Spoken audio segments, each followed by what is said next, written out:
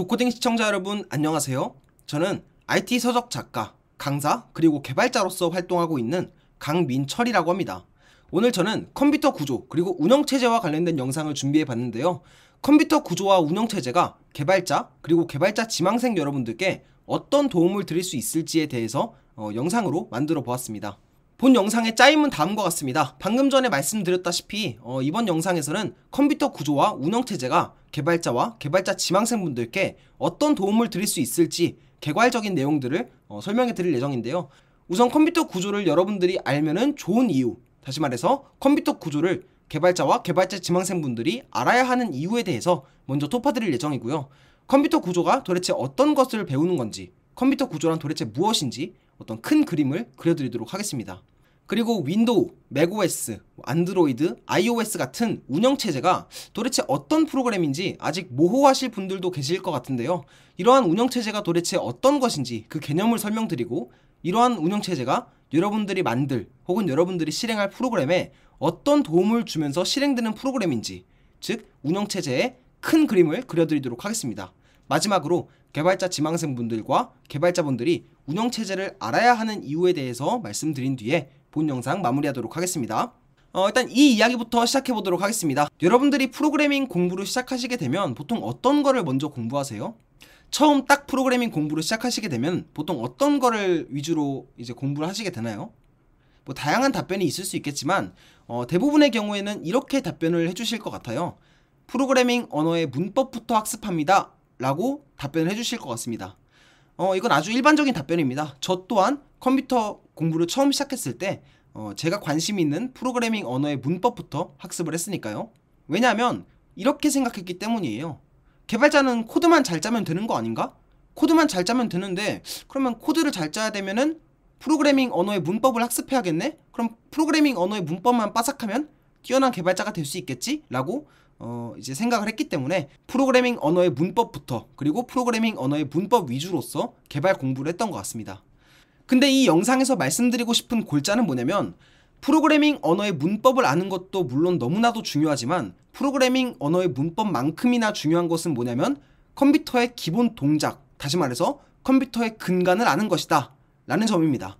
여기서 말씀드리는 컴퓨터의 근간이라고 하는 것이 바로 이번 영상에서 다룰 컴퓨터 구조 그리고 운영체제라고 보시면 되겠습니다. 컴퓨터의 근간을 알면은 개발자로서 어떤 것이 좋을까요? 저는 이 두 가지를 꼽고 싶습니다. 컴퓨터의 동작 원리, 즉 컴퓨터의 근간을 알게 되면은 두 가지를 얻을 수 있는데요. 첫 번째는 문제 해결 능력을 키울 수가 있습니다. 두 번째는 성능, 용량, 비용을 고려한 프로그래밍이 가능해집니다. 지금부터 여기에 대해서 하나씩 설명을 드리도록 하겠습니다. 우선은 문제 해결 능력부터 말씀드리겠습니다. 이 컴퓨터의 근간, 즉 컴퓨터 구조와 운영체제를 알면 문제 해결 능력을 어떻게 키울 수 있는지, 어떻게 컴퓨터 구조를 아는 것이 문제 해결 능력에 도움이 되는지에 대해서 말씀드려 보도록 하겠습니다. 제가 프로그래밍 강사 일을 한 지가 횟수로 한 5, 6년 정도 된 것 같아요. 근데 그때마다 느끼는 건 뭐냐면, 여러 명의 수강생분들을 대상으로 이제 프로그래밍 수업을 하다 보면은 꼭 마법같이 한두 명으로부터 똑같은 코드로 실습을 하고 있음에도 불구하고 선생님 저 코드가 동작을 안 해요. 분명히 똑같이 입력했는데 실행이 안 돼요 라고 하는 질문을 꼭 한두 명씩으로부터 받곤 합니다. 자, 이런 경우는 분명히 내가 컴퓨터에 입력한 소스 코드, 즉 내가 컴퓨터에 입력한 프로그래밍 언어상의 문법이 문제의 원인은 아니겠죠. 분명히 똑같은 코드로 작성을 했으니까요. 그리고 이런 상황은 비단 수업 시간에서만 발생하는 건 아닙니다. 실제로 개발자로서 일을 하다 보면은 분명히 내가 개발을 했던 내 환경에서는 문제없이 동작을 하지만 막상 사용자에게 잘 동작한다고 생각했던 프로그램을 딱 선보이는 순간 동작하지 않는 경우는 생각보다 아주 많이 발생을 합니다. 자, 이런 경우는 내가 컴퓨터에 입력한 소스 코드가 문제의 원인은 아니겠죠. 그렇죠? 자, 이럴 때 프로그래밍 언어의 문법만을 알고 있는 개발자 혹은 개발자 지망생분들은 발만 동동 구를 수밖에 없습니다. 왜냐하면 이런 분들에게 컴퓨터란 그저 내가 소스 코드를 입력하면 거기에 대한 출력을 툭 내놓는 그저 미지의 대상일 테니까요. 그렇죠? 하지만 컴퓨터의 근간, 다시 말해서 내가 만든 프로그램에 어떤 식으로 동작하는지를 알고 있는 개발자 혹은 개발자 지망생분들은 여기서 한 발 더 나아갈 수가 있습니다. 컴퓨터를 미지의 대상이 아니라 분석의 대상으로서 바라볼 수가 있습니다. 내가 왜 이런 소스코드를 작성했는데 분명히 소스코드 상에서 문제가 없는데 왜 이런 문제가 발생하지? 한번 컴퓨터를 한번 내부를 들여다 봐야겠다. 물론 여기서 말씀드리는 컴퓨터의 내부 동작을 들여다본다 라고 하는 말의 의미는 컴퓨터 내부의 하드웨어 부품을 뜯어본다는 말이라기보다는 내가 만들고 내가 입력한 소스코드가 컴퓨터의 가장 밑단부터 어떤 식으로 실행되는지 차근차근 살펴볼 수 있다. 내가 입력한 소스코드 그 밖에 다른 것들도 함께 살펴볼 수가 있습니다. 이런 점에서 문제 해결 능력을 기를 수가 있다 라고 이해해 주시면 좋을 것 같습니다. 다시 말해서 컴퓨터 구조 그리고 운영체제를 알게 되면은 컴퓨터를 단지 미지의 대상에서 분석의 대상으로서 바라볼 수 있는 힘을 기를 수가 있게 됩니다. 이러한 중요한 개발자로서의 역량, 다시 말해서 컴퓨터를 미지의 대상에서 분석의 힘으로 바라볼 수 있는 힘을 갖고 있는 개발자들을 당연하게도 IT 업계에서도 요구를 하고 있겠죠. 그렇기 때문에 지금 보시는 것처럼 구글이라든지 아니면 삼성이라든지 이런 여러 가지 채용 공고에서 컴퓨터 구조를 어떤 필수적인 역량으로서 요구하는 것을 볼 수가 있습니다. 물론 삼성전자 같은 경우에는 다른 IT 서비스 업체, 이를테면 카카오라든지 네이버 같이 타 IT 서비스 업체에 비해서 컴퓨터 구조와 조금 더 맞닿아 있는 영역을 개발한다는 어떤 업체의 특수성도 있지만 그럼에도 불구하고 컴퓨터 구조를 아는 개발자, 다시 말해서 컴퓨터의 기본적인 동작 원리를 아는 개발자는 그렇지 못한 개발자에 비해서 문제 해결 능력이 더 출중할 수 있다 라고 하는 점은 자명하겠죠? 그렇죠? 정리하자면 컴퓨터 구조를 알면은 컴퓨터를 단순히 내가 소스 코드를 입력하는 대상을 넘어서 좀 더 관조할 수 있는 능력을 배양할 수가 있게 됩니다.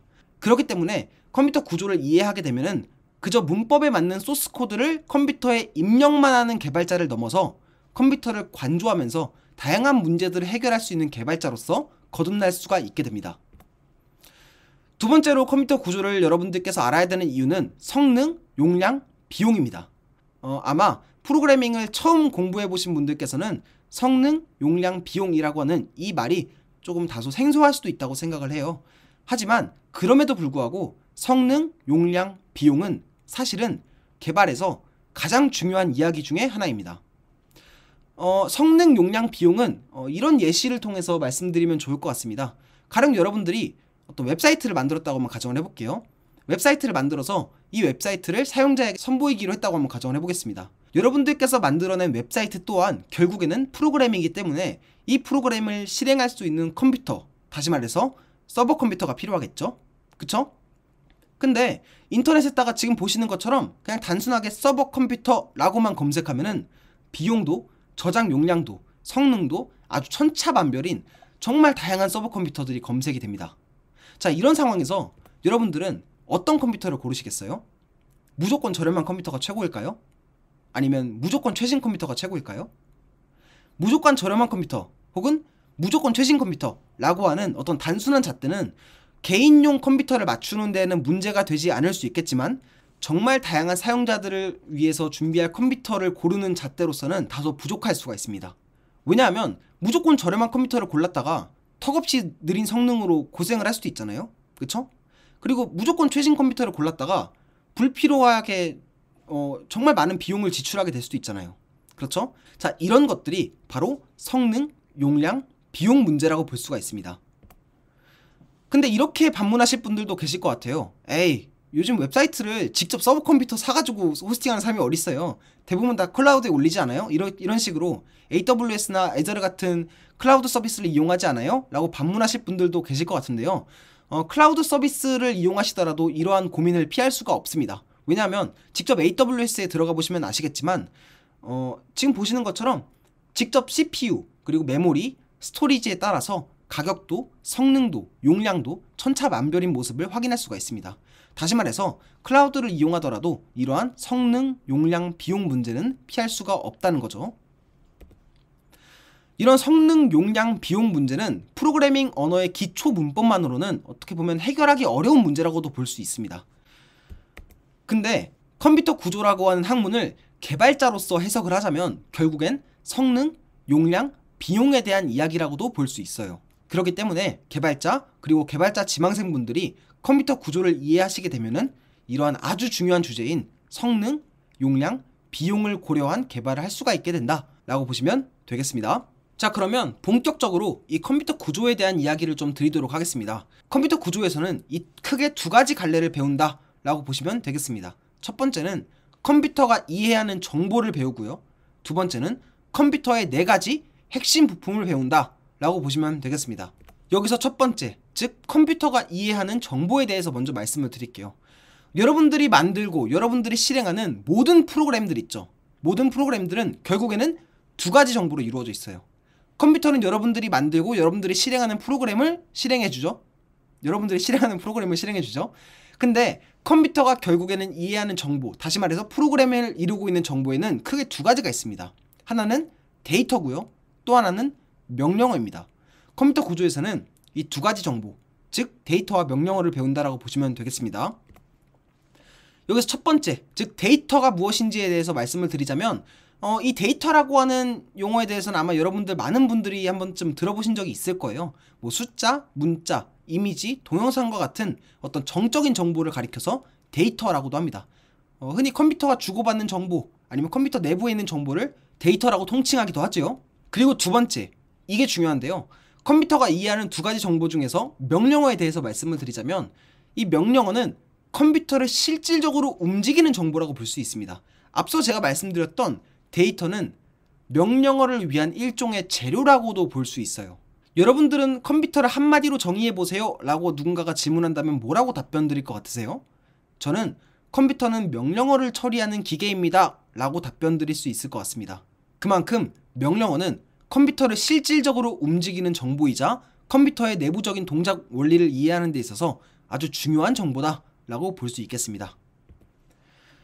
명령어라고 하는 개념에 대해서 조금 모호하실 분들도 계실 것 같은데요. 다른 거 없습니다. 예를 들어서 멍멍아 이거 먹어, 뭐 민철아 숙제 얼른 빨리 해, 이런 게 다 명령어잖아요. 그쵸? 컴퓨터 내부에 있는 명령어도 다르지 않습니다.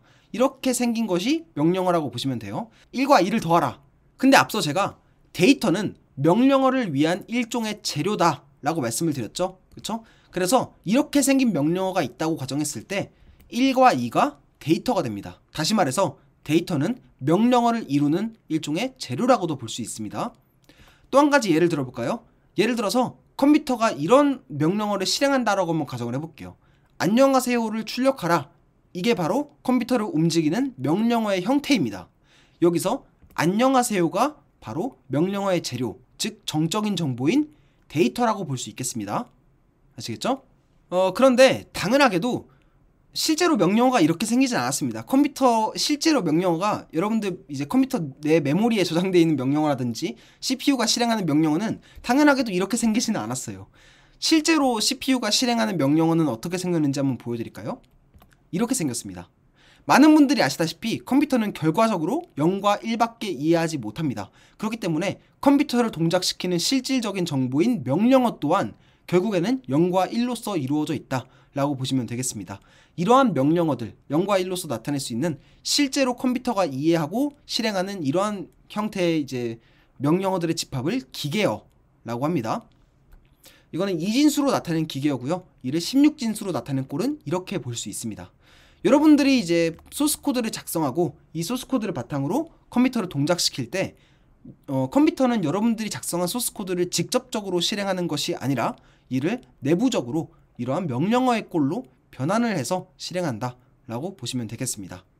근데 여러분들이 이제 컴퓨터의 동작 원리를 학습하기 위해서 명령어를 학습할 때 이러한 것들을 보고 학습할 수는 없잖아요. 이렇게 보면은 이게 무슨 말인지 하나도 모르실 거 아니겠어요? 그렇죠?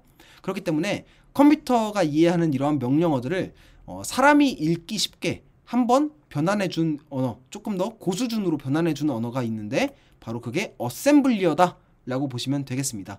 이게 바로 컴퓨터가 이해하는 명령어라고 보시면 돼요. 이 한 줄 한 줄이 push, RBP 이런 것들이 이 한 줄 한 줄이 바로 컴퓨터를 동작시키는 실질적인 정보인 명령어다 라고 보시면 되겠습니다. 자, 컴퓨터 구조는 크게 두 가지를 배운다고 말씀을 드렸죠. 첫 번째로는 컴퓨터가 이해하는 두 가지 정보를 배운다고 말씀드렸고 그 두 가지 정보에는 데이터와 명령어, 즉 여러분들이 만들고 실행하고자 하는 모든 프로그램은 결과적으로 데이터와 명령어로 이루어져 있다. 그렇기 때문에 컴퓨터가 이해하는 두 가지 정보도 데이터와 명령어다 라고 말씀을 드렸습니다.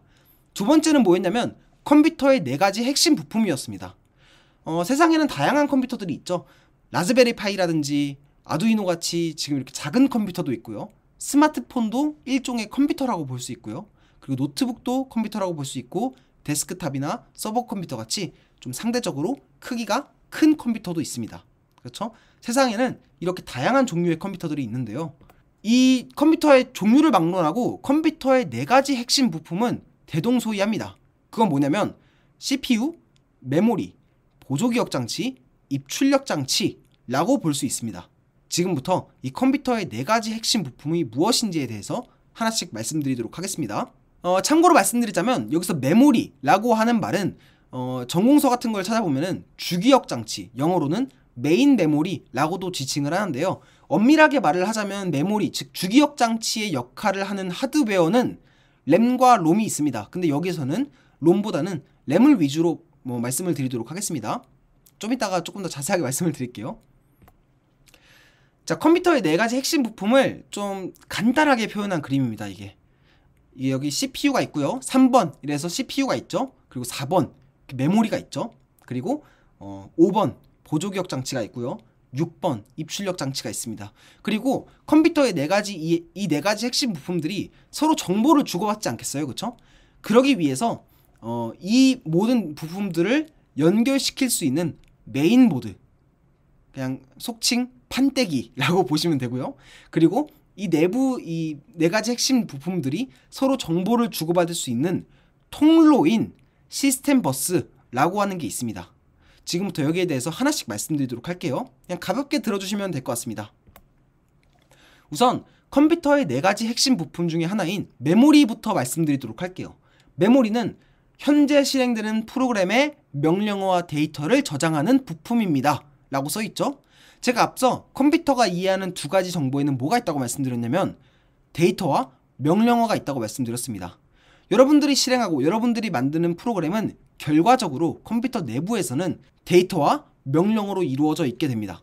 근데 메모리는 그 명령어와 데이터를 저장하는 부품이다. 근데 그 중에서 메모리는 현재 실행되는 프로그램의 명령어와 데이터를 저장한다 라고 보시면 되겠습니다. 여기서 중요한 건 뭐냐면 현재 실행되는 이라고 하는 말이 중요합니다. 메모리를 아주 간단하게 이렇게 나타내 보자면 이렇게 나타낼 수가 있어요.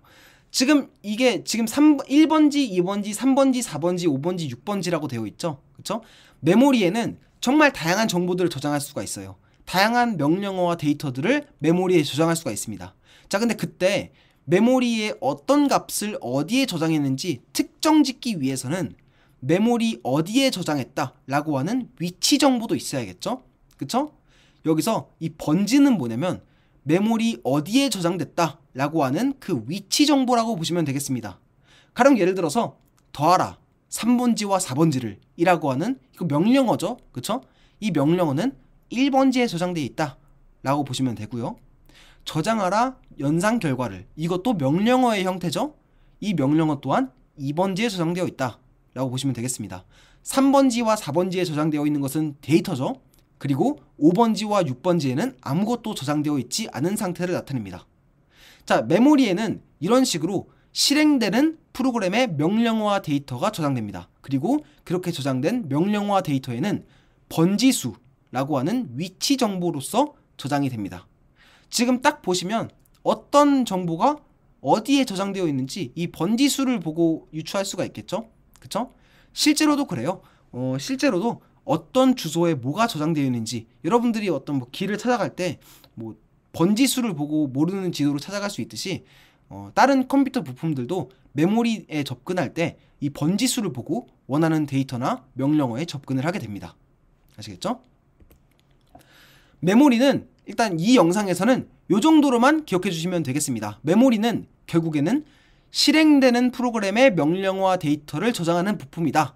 그리고 프로그램이 실행되려면 메모리에 저장되어 있어야 한다 라고 보시면 되겠고요. 메모리에 저장된 값의 위치는 이런 식으로 주소로서 알 수 있다 라는 점을 기억해 주시면 감사드리겠습니다. 다음으로 알아볼 컴퓨터의 4가지 핵심 부품 중에 하나는 CPU입니다. CPU는 결과적으로 메모리에 있는 명령어와 데이터를 갖고 와서 실행하는 부품입니다. 여기 써있죠? 메모리에 저장된 명령어를 읽어드리고 해석하고 실행하는 부품이다 라고 이렇게 써있죠. 그쵸? 자, 근데 제가 여기서 조금 더 말씀드리고 싶은 건 뭐냐면 CPU 내부 구성에 대해서 간략하게 설명을 드리고 싶습니다. CPU에는 지금 이렇게 그림을 보시면 아시겠지만 내부 구성으로서 ALU라고 하는 게 있고요, 제어장치라고 하는 게 있고요, 레지스터라고 하는 게 있습니다.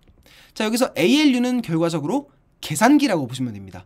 계산을 위해서 존재하는 회로들의 모음을 ALU라고 부른다고 보시면 돼요. ALU는 산술 논리 연산 장치의 줄임말입니다. 그냥 편하게 ALU라고 줄여서 쓴 거예요. 그리고 레지스터는 CPU 내부에 존재하는 작은 저장 장치다 라고 보시면 되겠고요. 제어 장치는 제어 신호를 내보내고 명령어를 해석하는 장치다 라고 보시면 되겠습니다. 가려져 있네요. 제어 신호는 뭐냐면 컴퓨터 부품을 관리하고 작동시키기 위한 일종의 전기 신호라고 보시면 되겠습니다. 예를 들어서 CPU가 메모리에 저장되어 있는 어떤 명령어를 읽고 싶어요. 그럴 때 CPU는 메모리를 향해서 메모리 읽기 신호를 쏘게 됩니다. 그리고 예를 들어서 CPU가 메모리에다가 어떤 값을 저장하고 싶어요. 그럴 때 CPU는 즉 제어 장치는 제어 신호로서 메모리 쓰기 신호를 쏘게 됩니다. 메모리를 향해서요. 자, 이게 바로 CPU를 구성하고 있는 아주 간략하게 나타낸 내부 구성이다 라고 보시면 좋을 것 같습니다. 근데 이렇게만 설명을 드리면 뭔가 좀 와닿지는 않죠. 그쵸? 그렇기 때문에 이렇게 아까 전에 제가 보여드렸던 그림의 예시인데요, 이러한 명령어, 지금 이러한 상태를 갖고 있는 이 메모리 속에 이 두 가지 명령, 1번지와 2번지에 저장되어 있는 이 명령어들을 CPU가 ALU, 레지스터, 제어장치가 어떻게 갖고 와서 실행하는지를 간략하게 보여드리도록 하겠습니다. 자, 일단은 제어장치가 뭐라고 말씀드렸냐면 제어 신호를 내보내고 명령어를 해석하는 장치다 라고 말씀드렸죠. 그리고 제어 신호는 컴퓨터 부품을 관리하고 작동시키는 일종의 전기 신호라고 말씀을 드렸어요. 그쵸? 만약에 그 CPU가 1번지에 있는 명령어를 실행하고 싶다면 가장 처음으로 1번지에 있는 명령어를 CPU 내부로 읽어드려야 됩니다. 메모리 1번지를 읽어드려야 돼요.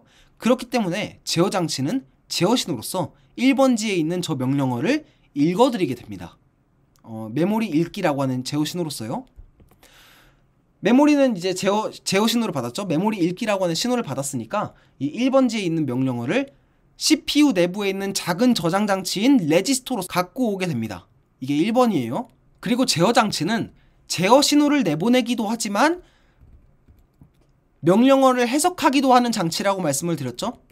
그렇기 때문에 이렇게 레지스터, 즉 1번의 과정으로서 읽어드린 이 명령어를 2번, 즉 해석을 하게 됩니다. 더하라 3번지와 4번지를 3번지와 4번지에 저장된 데이터가 필요하겠구나 라고 판단을 하게 되는 거죠. 이렇게 판단한 다음에 다시 한번 3번지와 4번지에 저장되어 있는 데이터를 읽어드리기 위해서 메모리를 향해서 메모리 읽기, 제어 신호를 쏘게 됩니다. 그리고 그렇게 저장되어 있는 3번지와 4번지에 있는 데이터를 레지스터로서 읽어드리면 2번 ALU, 이제 120과 100 더하라 3번지와 4번지는 결과적으로 더하라 120과 100이죠. 그쵸? 그렇기 때문에 CPU 내부에 있는 이 계산을 위해서 존재하는 회로인 이 ALU는 단순하게 120과 100을 더하게 됩니다. 그리고 그 결과를 CPU 내부에 있는 작은 저장 장치인 레지스터에 저장하게 됩니다. 이게 3번이라고 보시면 돼요. 자, 이렇게 되면은 첫 번째 번지에 있는 명령어의 실행은 끝난 거죠. 그럼 다음으로 두 번째 번지에 있는 명령어를 실행하게 됩니다. 2번지에 있는 명령어를 실행하기 위해서는 당연하게도 다시 한번 2번지를 향해서 메모리 읽기 제어 신호를 써야겠죠. 그쵸? 이렇게 메모리 읽기 제어 신호를 쏘게 되고요. 이렇게 읽어드리고 해석한 명령어를 실행한 결과, 즉 메모리 쓰기, 연산 결과를 저장하라 라고 하는 결과는 지금 이 220이라고 하는 결과를 이제 메모리에다가 쓰는 것과 같겠죠. 그렇기 때문에 메모리 쓰기 제어 신호와 함께 메모리 비어있는 공간에다가 결과를 이제 저장을 하게 됩니다. 자, 이게 이 ALU 레지스터 제어 장치가 이렇게 생긴 이 간단한 두 개의 명령어를 실행하는 과정이라고 보시면 되겠습니다. 정리하자면 CPU는 결과적으로는 메모리에 저장되어 있는 값을 읽어드리고 해석하고 실행하는 장치다 라고 보시면 되고요. CPU 내부에는 ALU, 레지스터, 제어 장치가 있다 라고 보시면 되겠습니다. ALU는 결과적으로는 계산을 하는 장치고요. 레지스터는 CPU 내부에 있는 작은 임시 저장 장치입니다. 그리고 앞선 예시를 보시면 아시겠지만 레지스터는 일반적으로 CPU 내부에 여러 개가 존재합니다. 그리고 제어 장치는 컴퓨터 내부에 있는 부품들을 작동시키고 관리하기 위한 제어 신호를 발생시키고 명령어를 해석하는 장치다 라고 보시면 되겠습니다. 다음으로 살펴볼 컴퓨터의 4가지 핵심 부품은 보조기억 장치입니다. 여러분들이 흔히 알고 계시는 USB 메모리 혹은 SD카드, CD-롬, 하드디스크, SSD 이런 것들이 바로 보조기억 장치라고 보시면 되겠습니다. 이 보조기억 장치는 도대체 왜 쓰느냐? 보조기억 장치는 컴퓨터 내부에서 어떤 기능을 하느냐에 대해서 이해를 하시려면 제가 앞서 말씀드렸던 컴퓨터의 4가지 핵심 부품 중에 하나인 메모리의 특성에 대해서 이해를 하셔야 됩니다. 메모리에는 제가 크게 2가지의 종류가 있다라고 아까 지나가듯이 말씀을 드렸어요. 주기억 장치, 즉 메인 메모리에는 2가지의 하드웨어를 보통 지칭을 하는데 하나는 램이고요. 하나는 롬입니다. 롬. 그리고 앞서 제가 말씀드렸던 여기서 제가 예시로 들었던 이러한 메모리는 램을 가리킨다라고 보시면 됩니다. 램. 근데 이 메모리로서 사용되는 이 램이라고 하는 하드웨어, 다시 말해서 실행되는 프로그램의 명령어와 데이터를 저장하고 CPU가 이제 실행할 것들을 갖고 와서 실행하는 램이라고 하는 하드웨어는 2가지 문제가 있습니다. 첫 번째로 보조기억 장치에 비해서 비싸고요. 두 번째로 전원이 꺼지면 저장된 내용을 읽는다는 특성이 있습니다. 이걸 가리켜서 휘발성 저장 장치라고 불러요. 전원이 꺼지면 저장된 내용을 잃어버리는, 날아가는 이러한 특성을 휘발성 저장 장치의 특성이라고 보시면 됩니다. 그렇기 때문에 실행되고 있는 프로그램의 명령어와 데이터는 다 램, 즉 메모리에 저장되어 있는데 전원이 꺼지면 저장된 내용을 읽기 때문에 당연하게도 만약에 메모리만 사용을 한다면 전원이 꺼지면 당연하게도 모든 내용들이 다 날아가고 없어져 버리게 되겠죠. 그렇죠? 자, 이러한 점을 보완하기 위해서 보조기억 장치가 생겼다고 보시면 되겠습니다. 메모리는 실행할 대상, 즉 실행 중인 프로그램의 명령어와 데이터를 저장하는 데 의의가 있다면 보조기억 장치는 전원이 꺼져도 보관을 할 수 있다. 전원이 꺼져도 저장이 가능하다 라는 점에 의의가 있습니다. 그리고 일반적으로 보조기억 장치는 용량 또한 메모리에 비해서 훨씬 더 크고요. 가격 또한 메모리, 즉 램이라고 하는 하드웨어에 비해서 더 저렴합니다. 이거는 그냥 인터넷에다가 램 16기가랑 USB 16기가의 가격을 비교해 보시면 바로 아실 수가 있어요. 아시겠죠? 다시 말해서 보조기억 장치는 전원이 꺼져도 보관할 대상을 저장하기 위해서 사용된다 라고 보시면 되겠습니다. 마지막으로 알아볼 컴퓨터의 4가지 핵심 부품은 뭐냐면 입출력 장치입니다. 입출력 장치는 지금 여러분들이 보고 계시는 모니터라든지 키보드라든지 마우스라든지 스캐너라든지 프린터라든지 마이크라든지 이런 식으로 컴퓨터 외부에 연결돼서 컴퓨터 내부와 정보를 교환할 수 있는 부품을 가리켜 입출력 장치라고 부른다 라고 기억해 주시면 좋을 것 같습니다. 지금까지 설명드렸던 모든 핵심 부품들은 모두 연결이 되어 있어야겠죠. 그렇죠? 그래야지 서로가 이제 정보를 주고받으면서 컴퓨터를 동작시킬 수 있을 테니까요. 그렇죠? 이렇게 컴퓨터 내부의 핵심 부품들을 연결시켜 줄 수 있는 대상이 2가지가 있는데 첫 번째는 메인보드, 마더보드라고도 부릅니다. 메인보드라고 하는 판이 있어요. 판. 이 메인보드라고 하는 판에 연결이 되고요. 그리고 이 핵심 부품들끼리 정보를 주고받을 수 있는 일종의 통로 역할을 하는 버스라고 하는 게 있습니다. 버스. 조금 더 자세하게 살펴볼까요? 메인보드는 컴퓨터의 부품들을 이제 연결시켜 줄 수 있는 일종의 판이라고 말씀을 드렸죠. 그렇죠? 이렇게 메인보드에 연결된 부품들은 버스라고 하는 이제 내부 통로를 통해서 정보를 주고받게 되는데요. 버스는 이제 여기 써있다시피 컴퓨터의 부품들끼리 정보를 주고받을 수 있는 일종의 통로라고 볼 수 있습니다. 컴퓨터 내부에는 정말 다양한 부품들이 있기 때문에 이 정보를 주고받을 수 있는 통로인 버스 또한 다양한 종류가 있습니다. 근데 제가 앞서 말씀드렸던 컴퓨터의 4가지 핵심 부품들을 연결하는 어떤 가장 중추적인, 어떻게 사람으로 따지자면 척추 같은 버스, 가장 중요한 버스는 시스템 버스라고 부릅니다. 시스템 버스. 시스템 버스는 크게 3가지로 이루어져 있는데요. 시스템 버스의 내부 구성을 보면은 주소를 주고받을 수 있는 통로인 주소 버스가 있고요. 명령어와 데이터를 주고받을 수 있는 통로인 데이터 버스가 있고요. 그리고 제어 신호를 주고받을 수 있는 통로인 제어 버스가 있습니다. 이렇게 시스템 버스 내부를 보면은 주소 버스, 데이터 버스, 제어 버스 이렇게 세 가지로 구성되어 있다 라고 볼 수 있는데요. 아까 전에 그 예시를 조금 더 자세하게 살펴보자면, 아까 전에는 제가 단순하게 아까 요 예시 있죠? 이 예시에서는 단순하게 메모리를 향해서 제어 장치는 메모리 읽기라고 하는 제어 신호를 쏜다 라고 말씀을 드렸는데, 이걸 조금 더 자세하게 설명을 드리자면, CPU가 메모리에 있는 어떤 정보를 읽기 위해서는 주소 버스를 통해서 읽고자 하는 주소를 보내게 되고요. 제어 버스는 제어 신호를 주고받는 통로라고 말씀을 드렸죠.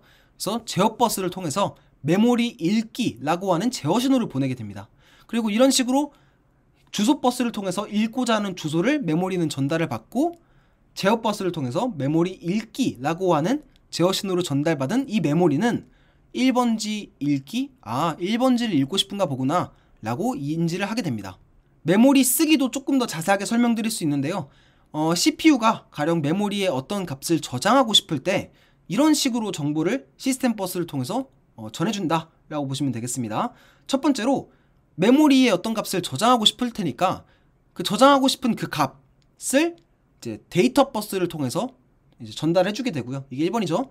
2번, 그리고 동시에 주소 버스를 통해서, 즉 저장할 주소, 어디에다가 저장하고 싶은지를 이제 보내주게 됩니다. 그리고 마지막으로 제어 신호를 제어 버스를 통해서 전달을 해주게 되죠. 그럼 메모리는 5번지 쓰기 220, 220이라고 하는 값을 5번지에다가 쓰고 싶구나 라고 이해를 하게 됩니다. 자, 이런 식으로 시스템 버스라고 하는 어떤 내부적인 통로를 통해서 컴퓨터의 핵심 부품들은 서로 정보를 주고받을 수 있다. 그리고 시스템 버스는 크게 주소를 주고받는 통로인 주소 버스, 그리고 명령어와 데이터를 주고받는 버스인 데이터 버스, 그리고 제어 신호를 주고받을 수 있는 버스인 제어 버스로 이루어져 있다 라고 이해하시면 되겠습니다. 자, 여기까지가 이제 컴퓨터 구조 관련된 이야기인데요. 다음으로는 운영체제에 대해서 좀 말씀을 드려보도록 할게요. 운영체제, 지금 여기 보고 계시는 이 모든 것들이 다 운영체제라고 보시면 됩니다. 윈도우즈, 안드로이드, 맥OS, iOS, 리눅스 뭐 이런 것들이 바로 다 운영체제다 라고 보시면 되는데요. 이 운영체제란 도대체 무엇이고, 개발자가 이 운영체제를 왜 알아야 되는지 한번 알아보도록 할게요. 일단 운영체제에 대해서 이해를 하시려면 자원이라는 용어에 대해서 먼저 이해를 하셔야 됩니다.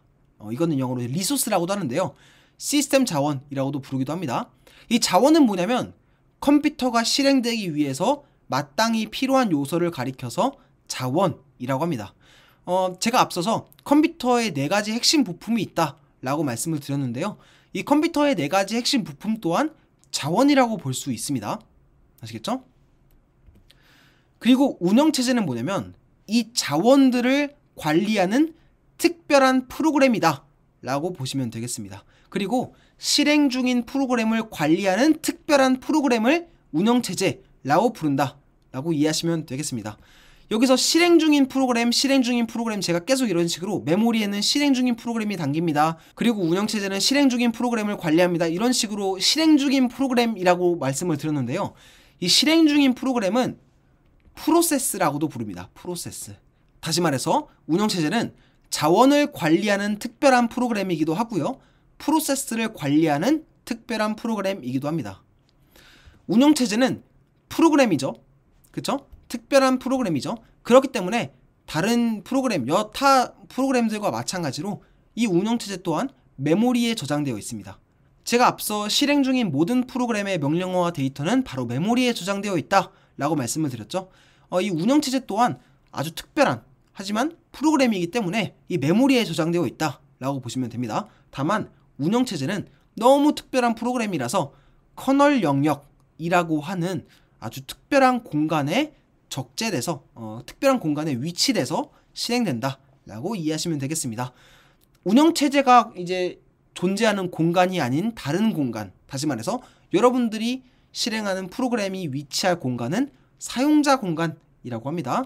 저기 있는 이 응용 프로그램, 이 뭐 웹브라우저가 될 수도 있고요, 워드 프로세서가 될 수도 있고, 메모장이 될 수도 있고, 게임이 될 수도 있다 라고 보시면 되겠습니다.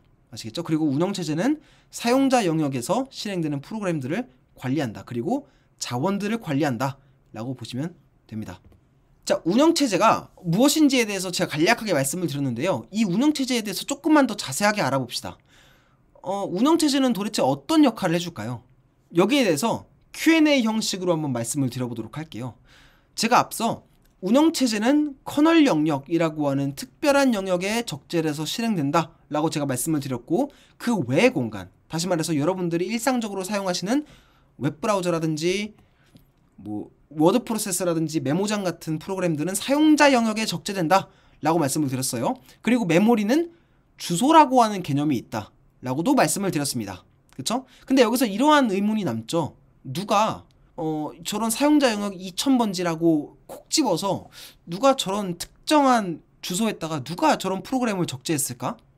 예를 들어서 내가 인터넷 브라우저를 더블 클릭하면은 알아서 1500번지에다가 이렇게 메모리에 이제 적재가 돼서 실행이 되는데, 메모리에 저장이 돼서 실행이 되는데, 누가 1500번지에다가 인터넷 브라우저 프로그램을 저장해서 실행을 시켜준 걸까? 라는 어떤 의문이 남죠. 그쵸?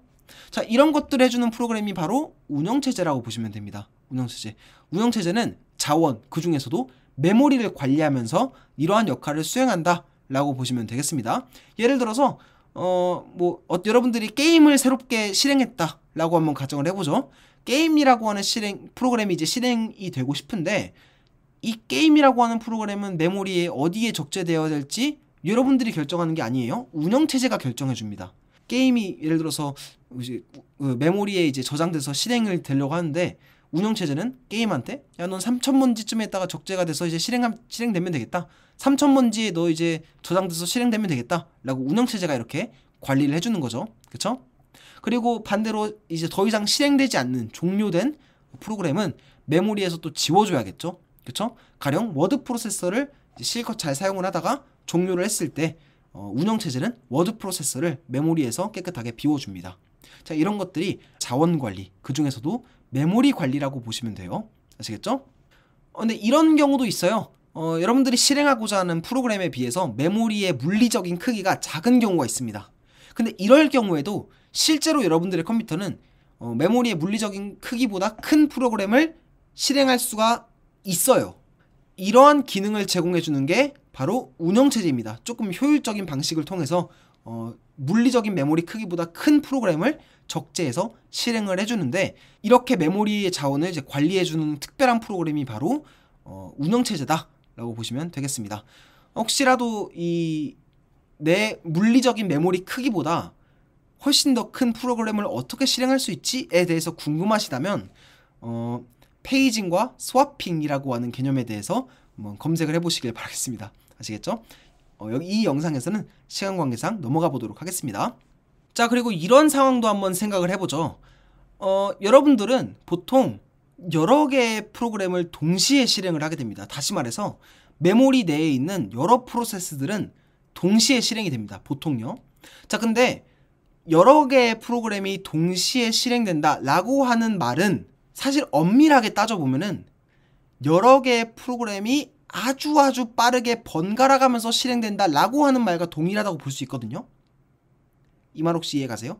예를 들어서 게임과 워드 프로세서와 메모장이라고 하는 프로그램을, 세 가지 프로그램을 동시에 실행한다 라고 하는 말은 내부적으로 보면은 사실은 게임과 워드 프로세서와 메모장이라고 하는 이 프로그램이 아주 빠르게, 여러분들이 눈으로 확인할 수 없을 정도로 빠르게 번갈아 가면서 실행된다 라고 하는 말과도 같습니다. 사실은요. 자, 근데 이럴 때 메모리에 저장되어 있는 이 다양한 프로그램들은 실행되기 위해서는 CPU가 필요하겠죠. 그쵸? 나를 실행하고 싶은데 내가 게임 프로그램인데 내가 실행되려면 나는 CPU가 실행해 줄 수 있잖아요. 그쵸? 그렇기 때문에 메모리에 저장되어 있는 많은 프로그램들은 실행되기 위해서 CPU를 필요로 합니다. 근데 여기서 이런 질문이 남죠. 여러 가지 프로그램들이 동시에 실행될 때 어떤 프로그램을 누구 먼저, 그리고 얼마나 오랫동안 실행을 하게 할까 라고 하는 질문이 남죠. 예를 들어서 웹브라우저, 게임, 메모장이라고 하는 프로그램이 있을 때 이 세 개의 프로그램을 번갈아 가면서 실행을 할 때 누구 먼저 CPU를 할당해 줄지, 누가 먼저 CPU를 이용할지, 그리고 CPU를 이용하면서 실행이 될 때 얼마나 오랫동안 실행돼야 될지 또 결정을 해줘야겠죠. 이런 것들은 누가 해주냐면 운영체제가 해준다 라고 보시면 되겠습니다. 운영체제의 CPU 관리라고 보시면 되겠어요. 조금 더 정확하게는 이거는 운영체제의 CPU 스케줄링 이라고도 부릅니다. 이런 거죠. 워드 프로세서부터 CPU 이용하자. 워드 프로세스부터 실행해도 좋아. 그리고 인터넷 브라우저 너는 할 일이 조금 많으니까 CPU를 조금 오래 써도 좋아. CPU에 의해서 조금 오랫동안 실행돼도 좋아. 뭐 이런 식으로 여러 개의 프로그램들이 CPU를 필요로 할 때 누가 먼저 CPU를 이용할지, 누가 먼저 CPU를 할당받아서 실행이 되어야 될지, 그리고 얼마나 오랫동안 실행이 되어야 될지를 결정해준다 라고 보시면 되겠습니다. 이게 운영체제의 중요한 역할이라고 보시면 돼요. 또 이러한 질문도 남죠. 여러분들 만약에 윈도우를 사용하시는 분들 중에서는 작업관리자에 들어가 보시면 이러한 이제 화면을 볼 수가 있습니다. 여기 자세히 보시면 여기 프로세스라고 보이실 거예요. 프로세스. 달리 말해서 지금 이 모든 것들이 지금 동시에 실행 중인 프로그램들의 목록들이라고 볼 수가 있거든요. 근데 이렇게 많은 프로그램들이 동시에 실행 중에 있는데 누가 일목요연하게 이러한 많은 프로그램들의 실행들을 누가 일목요연하게 실행을 관리해주지? 라고 하는 질문이 남을 수가 있습니다. 이것 또한 운영체제가 제공한다라고 보시면 돼요. 운영체제. 사실 개발자 입장에서 운영체제를 공부해야 되는 가장 큰 이유 중에 하나가 바로 이 운영체제가 프로세스를 어떻게 관리하는지를 알아야 되기 때문이라고도 볼 수 있습니다. 이런 상황이 있을 수가 있어요. 예를 들어서 어떤 자원이 있을 때 여러 개의 프로세스가 동시에 요구할 수가 있잖아요. 그쵸? 그리고 동시에 실행되는 프로세스가 있는데 이 프로세스는 반드시 얘보다 먼저 실행돼야 돼. 이런 경우도 있을 수가 있겠죠? 그쵸? 이런 것들을 프로세스 동기화라고도 이야기를 합니다. 운영체제는 이런 식으로 정신없이 동시에 실행되고 있는 많은 프로세스들이 동시에 실행이 돼도 문제가 없게끔 일목요연하게 관리해주는 역할을 한다라고 보시면 되겠습니다. 아시겠죠? 그리고 개발자 분들은 이러한 것들을 이제 고민하면서 개발을 하는 경우가 아주 많다라고 보시면 되겠습니다. 아시겠죠? 뭐 동시에 실행되는 프로세스가 있는데 얘는 얘보다 먼저 실행돼야 되고 어떤 자원이 있을 때 이 자원에는 반드시 하나의 프로세스만 한 번에 이용해야 된다 라고 하는 조건이 있거나 이러한 상황이 있을 수가 있습니다. 아시겠죠? 이런 것들을 제공해 주는 것이 운영체제이기 때문에 개발자분들은 운영체제를 이해해야 된다 라고 이해하시면 되겠습니다. 그리고 마지막으로 이러한 질문도 남을 수가 있습니다.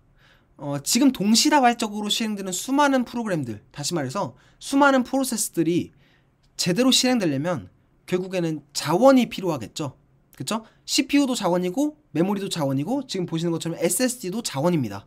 프로세스들은 실행을 위해서 자원이 필요한데 동시다발적으로 실행되는 이 수많은 프로세스들이 자원에 직접적으로 마구 접근해도 될까요? 그래서는 안 되겠죠. 그쵸? 어떤 프로세스가 자원에 접근하더라도 그 자원을 이제 보호할 수 있는 수단이 필요하게 됩니다. 그것 또한 이제 운영체제가 제공해준다 라고 보시면 되겠습니다.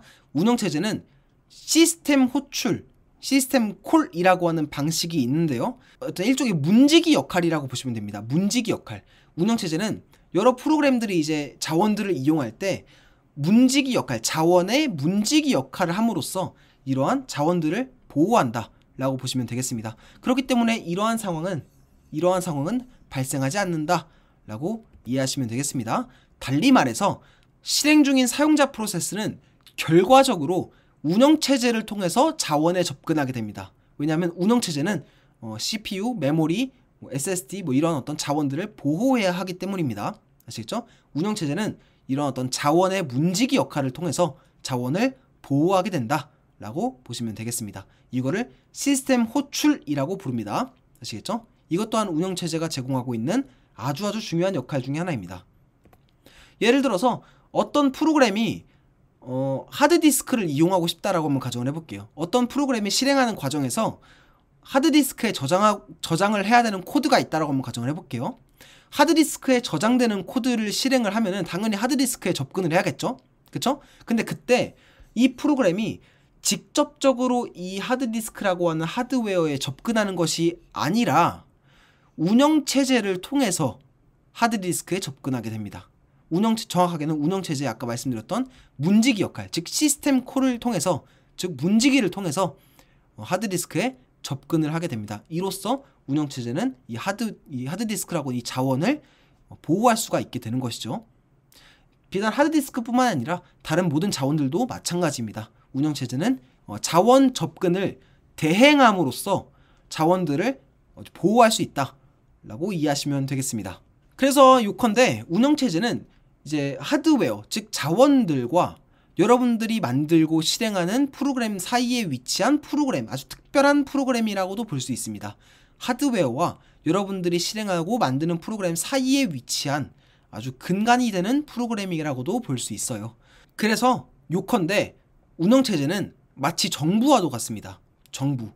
정부는 이제 자원들을 관리하죠. 여기서 말하는 자원이라 함은 뭐 땅이 될 수도 있고 토지가 될 수도 있고 인력이 될 수도 있고 아니면 돈, 예산이 될 수도 있죠. 그렇죠? 그리고 이러한 다양한 자원들을 바탕으로 어떻게 이 자원들을 효율적으로 관리하고, 그리고 이 땅에 있는 이 정부가 관리하는 여러분들, 그리고 저와 같은 사람들이 어떻게 이 자원들을 효율적으로 관리받고 보호받을 수 있는지를 고민하게 됩니다. 마찬가지로 운영체제도 컴퓨터의 자원들을 관리해줍니다.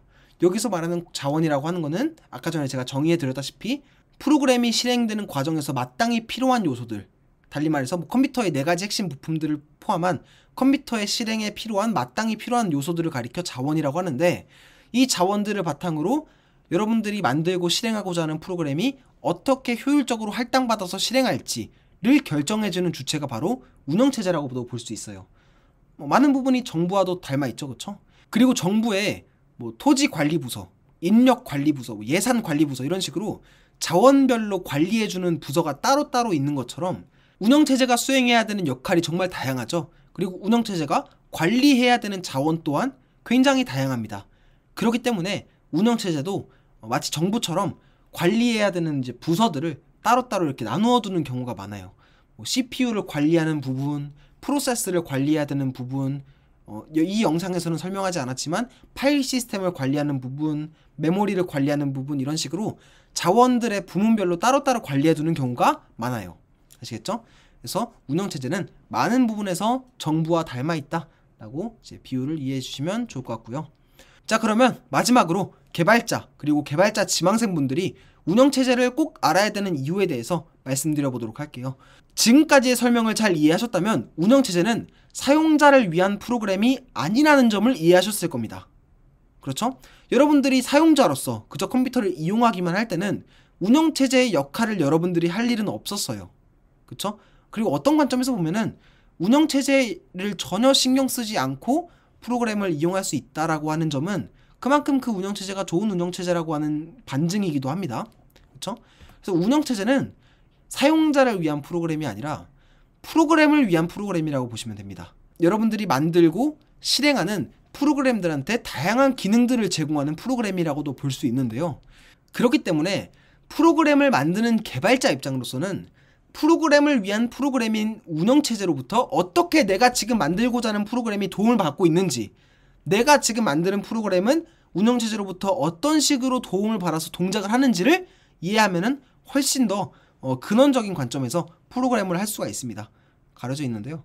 내가 개발한 프로그램은 운영체제로부터 어떤 도움을 받을까를 개발하면서 프로그램을 하면은 훨씬 더 다양한 시각에서, 훨씬 더 넓은 시각에서 프로그램을 할 수가 있고요.